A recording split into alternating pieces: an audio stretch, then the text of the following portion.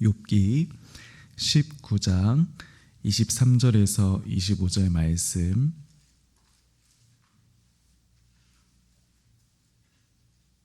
네, 제가 봉독해 드리도록 하겠습니다. 23절입니다. 나의 말이 곧 기록되었으면, 책에 씌어졌으면, 철피가 납으로 영원히 돌에 새겨졌으면 좋겠노라.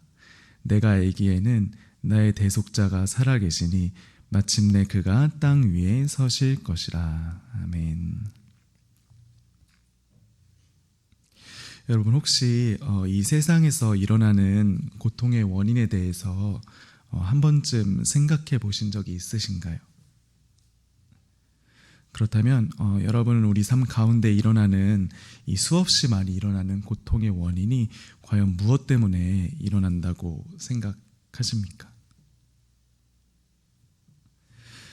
지금으로부터 약 100여 년 전 영국 잉글랜드 남동부에 있는 옥스퍼드 대학에서는 채플 시간이 되면 수많은 학생들이 C.S. 루이스의 설교를 듣기 위해서 이렇게 주위로 모여들었다고 합니다. 특별히 C.S. 루이스는 그때 당시 나니아 연대기를 비롯해서 수많은 기독교 서적들을 집필하며 굉장히 많은 사람들에게 귀감을 주었던 기독교 변증가라고 할 수가 있는데요. 그래서 그런지 많은 학생들은 이 C.S. 루이스를 통해서 단순히 지식만을 배웠던 것이 아니라 그의 설교를 통해서 신앙과 인생에 대한 아주 깊은 통찰을 얻었다고 합니다.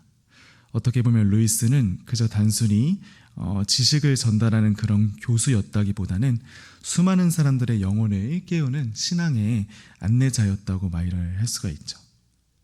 그런데 여러분, 하루는 C.S. 루이스가 채플 설교를 마치고 대강당 밖으로 나오는데 그의 설교를 들은 한 학생이 그에게 아주 의미심장한 질문을 던지게 되었습니다. 특별히 이 학생은 하나님이 정말 살아계시다면 어째서 인간의 삶 가운데 이런 설명할 수 없는 그런 끊임없는 고난이 이렇게 일어날 수 있습니까? 라는 그런 의미 있는 질문을 했는데요. 당시 옆에서 이 질문을 들은 학생들은 굉장히 흥미로운 눈빛으로 이 두 사람의 대화를 이렇게 지그시 지켜보았다고 합니다. 왜냐하면 이 질문은 사실 한 학생의 호기심 어린 질문에서 나온 그런 질문이 아니라 아주 오래전부터 수많은 사람들이 한 번쯤은 해왔을 그런 질문이기 때문입니다. 이런 까닭에 루이스는 잠깐 이 질문을 한 학생을 응시한 후에 고통의 원인에 대해서 다음과 같이 이야기를 했다고 합니다. 학생, 모든 인간은 평안할 때에는 하나님 없이도 살아갈 수 있다고 단단히 착각한다네. 그렇지만 이런 평안함만 있을 때 인간은 점점 더 나아지는 것이 아니라 오히려 점점 나빠지고 안 좋은 길로 빠지게 된다네. 우리는 가끔 우리 인생에 일어나는 이 고통이 마치 낯선 친구처럼 느껴질 수 있네. 하지만 고통은 때로 하나님께서 잠들어 있는 인간의 영혼을 깨우시기 위해서 사용하시는 도구라고 볼 수가 있네. 그래서 하나님께서는 때로 이 귀먹은 세상 사람들을 깨우시기 위해서 이 고통이라는 도구를 가끔씩 이렇게 사용한다네. 만약 우리 인생에 있어서 이런 고통이 전혀 없다면 우리는 끝까지 하나님 없이도 살아갈 수 있다고 착각할 것이고, 또 우리는 이런 착각 때문에 자기 자신만을 오직 의지하면서 살아갈 것이네. 그렇기 때문에 하나님께서 우리에게 이런 고통을 주시는 것은 단순히 아무 이유 없이 주시는 것이 아니라 하나님 자신에게로 이끄시기 위해서 사용하신 도구라고 볼 수 있다네. 이것은 그 당시 C.S. 루이스가 그 학생에게 고통의 원인이 무엇인지에 대해서 답변해 준 내용이라고 볼 수가 있습니다. 여러분, 우리가 인생을 살아가다 보면 우리의 삶 가운데 설명할 수 없는 그런 고통의 순간들을 참 많이 맞이하는 것 같습니다. 특별히 우리는 다른 사람이 아니라 예수를 믿는 성도임에도 불구하고 이런 고통은 우리 인생 가운데 낯설지 않게 찾아오는데요. 여러분 현재 여러분의 인생 가운데 어떤 고통의 순간들을 지나가고 계십니까? 여러분, 오늘 본문에서 욥은 동방사람 가운데 가장 의롭고 하나님을 경외하는 한 사람이었습니다. 특별히 그는 하나님 앞에서 늘 정직하게 살아가기 위해 애썼고 또 자신의 자녀들까지도 하나님 앞에 범죄하지 않도록 그렇게 조심했던 사람이었는데요. 그런데 이런 욥이 어느 날 불의의 사고로 이 소중한 모든 것을 잃어버리고 끔찍한 고통의 풍파를 맞이하게 됩니다. 심지어 그의 친구들은 이런 욥에게 찾아와서 그를 위로해 주기보다는 그가 알지도 못하는 죄를 정죄하면서 그를 경책하기까지 하는데요. 여러분, 왜 욥은 이런 고통의 순간 속에서 이런 끔찍한 오해를 이렇게 받게 되었을까요? 또 욥은 이런 순간에 어떻게 하나님 앞에 바로 설 수 있는 그런 신앙을 지킬 수 있었을까요? 우리 오늘 본문 말씀을 통해서 같이 함께 살펴보았으면 좋겠습니다. 여러분, 오늘 본문에서 욥은 극심한 육체적, 정신적 고통 앞에서 자신의 무죄함을 다음과 같이 표현하면서 그의 무죄함을 이렇게 표현하는 것을 볼 수가 있는데요. 우리 오늘 본문 말씀 23절부터 25절까지 다시 한번 더 읽어보도록 하겠습니다. 23절입니다. 나의 말이 곧 기록되었으면 책에 씌어졌으면 철필과 납으로 영원히 돌에 새겨졌으면 좋겠노라. 내가 알기에는 나의 대속자가 살아계시니 마침내 그가 땅 위에 서실 것이라. 아멘. 여러분, 오늘 본문에서 욥은 앞전에 빌닷의 그 비인격적인 공격에 대한 반론으로 한 가지 놀라운 믿음의 고백을 하게 되는데요. 여기서 욥은 뭐라고 표현하죠? 바로 자신의 무죄함과 욥의 대속자 대신 하나님이 살아계신다고 이렇게 고백을 해주고 있습니다.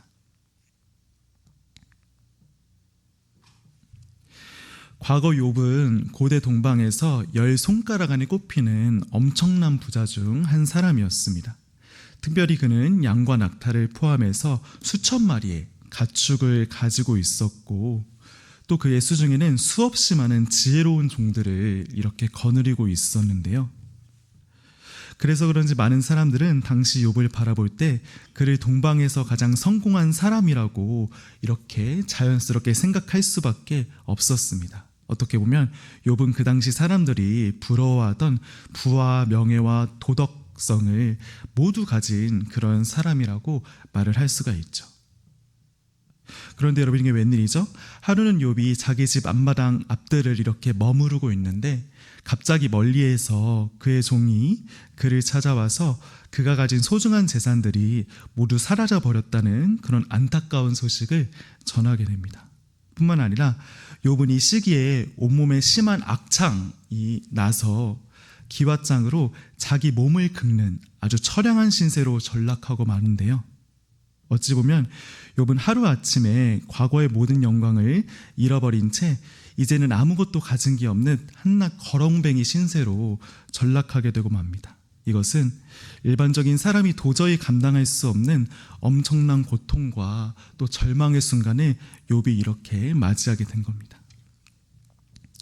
이런 까닭의 욥은 이런 극심한 고통 가운데서 자신의 억울함과 고통을 하나님 앞에 왜 이런 일이 나에게 일어나는지 이렇게 토로를 하게 됩니다. 그런데 욥의 이런 태도를 보고 그의 친구인 엘리바스와 빌닷과 소발은 이런 욥에게 위로해주지 못할 망정 부정적인 말들을 이렇게 쏟아냅니다. 심지어 빌닷은 욥에게 네가 이런 고난을 당하는 것은 다른 이유 때문이 아니라 분명히 하나님 앞에서 무언가 잘못한 게 있기 때문에 이런 고통을 당하는 것이라고 이렇게 이야기를 했습니다.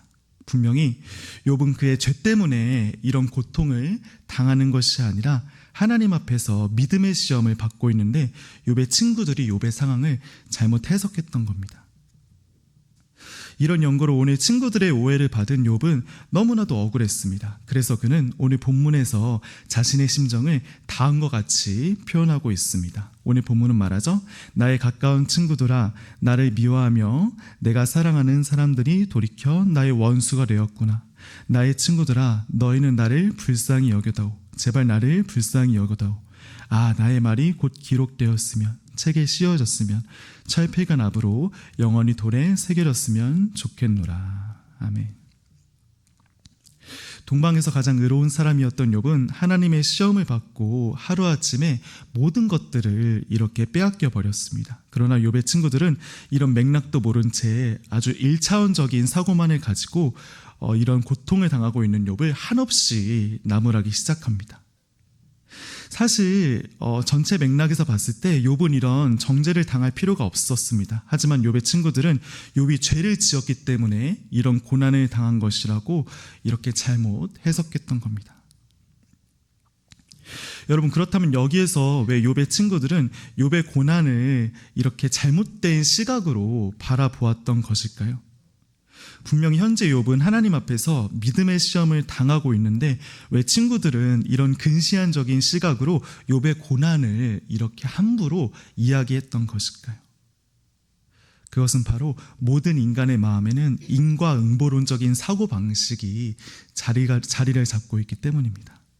모든 사람에게 있어서 선한 일을 하면 복을 받고 또 나쁜 일을 하면 저주를 받는다는 그런 사고방식이 있기 때문에 그들이 욥의 상황을 이렇게 잘못되게 해석한 것이라고 볼 수가 있습니다. 여러분, 저는 과거 예수님을 인격적으로 만나지 못했던 시절에 오늘날 욥의 친구들처럼 다른 사람의 고통을 1차원적인 시각으로만 바라보았던 시절이 있습니다.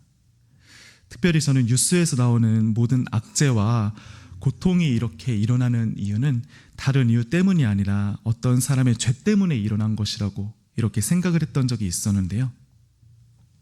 그래서 그런지 저는 다른 사람의 아픔들을 볼 때 그의 아픔에 대해서 깊이 있게 공감하기보다는 먼저 그 사람의 잘못과 이유를 이렇게 잘잘못을 따지려고 했던 것 같습니다. 어떻게 보면 그때의 저는 지금의 욥의 친구들처럼 눈앞에 보이는 결과만 가지고서 그 사람의 인생을 함부로 해석했던 그런 조금 반말 없던 사람이었던 것 같습니다. 그런데 여러분, 하루는 제가 어떤 공동체에서 정말 존경하고 따르던 그 믿음의 선배님이 갑자기 큰 사고와 질병으로 너무나 힘든 시간을 이렇게 보내게 되었습니다. 특별히 이분으로 말할 것 같으면 저의 옛날 은사 중 하나로 정말 하나님 앞에 정직하게 살아가기 위해서 갖은 애를 쓰셨던 그런 귀한 분이셨는데요. 그런데 저는 그때 당시 아직 성숙하지 못했던 터라 이런 은사님의 고난을 보고 제 딴에는 조금 부정적인 생각을 했던 것 같습니다. 왜냐하면 제 안에는 아직도 하나님을 잘 믿는 사람들은 복을 잘 받고 또 잘 믿지 못한 사람들은 복을 받지 못한다는 그런 인과응보론적인 사고가 존재했기 때문입니다. 분명히 하나님께서는 다른 목사님의 설교를 통해서 이것이 잘못되었다는 것을 가르쳐 주셨음에도 불구하고 아직도 제 마음에는 이런 안 좋은 생각이 가득했던 겁니다. 이런 까닭에 저는 은사님의 그 사고를 듣고 한동안은 이것을 어떻게 바라보고 해석해야 될지 조금 잘 알지 못했습니다. 그런데 바로 그때 하나님께서 저에게 오늘날 욥기 말씀을 생각나게 하사 저로 하여금 이것이 잘못되었다는 것을 분명히 깨닫게 해주셨습니다. 우리의 인생 가운데 일어나는 모든 고통은 단순히 죄 때문에 일어나는 것이 아니라 때로는 죄인된 우리를 하나님 앞으로 더욱 가까이 이끄시기 위해 하나님께서 허락하시는 믿음의 연단일 수도 있다는 생각을 그때 다시 한번 깨닫게 된 것이죠.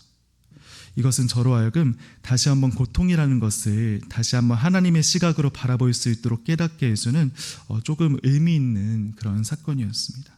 사랑하는 여러분, 우리가 일상을 살아가다 보면 오늘날의 욥처럼 우리로서는 도저히 설명할 수 없는 그런 고난의 시간을 맞이하게 될 때가 있습니다. 특별히 우리가 이런 시간을 겪게 되면 우리는 나에게 왜 이런 일이 일어나는지에 대해서 스스로 자책을 할 수가 있는데요. 그렇지만 여러분, 하나님께서는 우리의 인생에 있어서 설명할 수 없는 고통의 시간들을 허락하신 이유는 단순히 우리에게 어떤 죄가 있기 때문에 이런 시련들을 허락하시는 것이 아니라 과거부터 지금까지 하나님께서 모든 사람들을 향한 뜻이 있으시고 또 때로는 이런 설명할 수 없는 고난의 시간을 통해 우리의 믿음을 연단시키기 위해서 이런 고통을 허락하시는 겁니다. 그런데 여러분, 우리는 가끔씩 우리의 고난을 1차원적으로만 생각해서 우리에게 이런 문제가 일어나는 것은 우리의 죄 때문이라고 착각할 때가 있는 것 같습니다. 심지어 우리는 다른 사람의 악재에 대해서도 그 사람이 잘못했기 때문에 그 사람을 이러한 고통을 당하는 거야 라고 해석할 때가 있는데요. 그렇지만 여러분, 우리도 욥의 3명의 친구들처럼 인간의 고난을 이렇게 근시안적으로만 해석해서는 될까요? 우리도 욥의 3 친구들처럼 인과응보론적인 사고를 가지고 이 문제에 대해서 접근하면 될까요? 그렇지 않습니다. 우리는 마땅히 우리와 다른 사람의 고통을 함부로 판단하기보다는 먼저 그 아픔을 함께 공감하며 이것을 하나님 앞에 겸손한 마음으로 바라볼 수 있어야 합니다. 왜냐하면 우리 삶에 일어나는 모든 일들은 다 이해할 수는 없지만 하나님의 크고 오묘하신 뜻이 분명히 존재하기 때문입니다. 그렇기 때문에 사랑하는 여러분, 우리 이 시간 이번 일주일을 살아갈 때 오늘 말씀 기억하면서 나와 다른 사람의 고난을 근시안적으로만 바라보는 것이 아니라 오늘 욥처럼 이런 상황 속에서 끝까지 대속자 되신 하나님을 신뢰하고 또 우리들의 고난보다 하나님을 붙드시는 저와 여러분 될 수 있기를 주님의 이름으로 부탁드립니다. 거룩하신 아버지 하나님, 오늘도 이 새벽에 저희에게 하나님의 말씀을 듣게 하심에 너무나 감사를 드립니다. 주님, 우리 모든 성도님들이 오늘 말씀을 짧지만 기억하게 하시고 우리들의 삶에 일어나는 모든 고난을 잘못되게 해석하는 것이 아니라 이 모든 것들을 통해서 하나님의 크고 오묘하신 섭리를 바라보아서 믿음으로 살아갈 수 있는 우리 성도님 될 수 있기를 주님의 이름으로 부탁드립니다. 주님께서 인도하여 주시고 이번 일주일을 저희가 주님의 뜻 안에서 주님의 말씀을 붙잡고 믿음으로 살아갈 수 있도록 주님께서 붙잡아 주시옵소서. 감사합니다. 사랑이 많으신 예수님의 이름으로 기도드립니다. 아멘. 주기도문으로 예배를 폐하겠습니다. 하늘에 계신 우리 아버지여, 이름이 거룩히 여김을 받으시오며 나라가 임하옵시며 뜻이 하늘에서 이루어진 것 같이 땅에서도 이루어지이다. 오늘날 우리에게 일용할 양식을 주옵시고 우리가 우리에게 죄 지은 자를 사하여 준 것 같이 우리 죄를 사하여 주옵시고 우리를 시험에 들게 하지 마시옵고 다만 악에서 구하시옵소서. 나라와 권세와 영광이 아버지께 영원히 있사옵나이다. 아멘.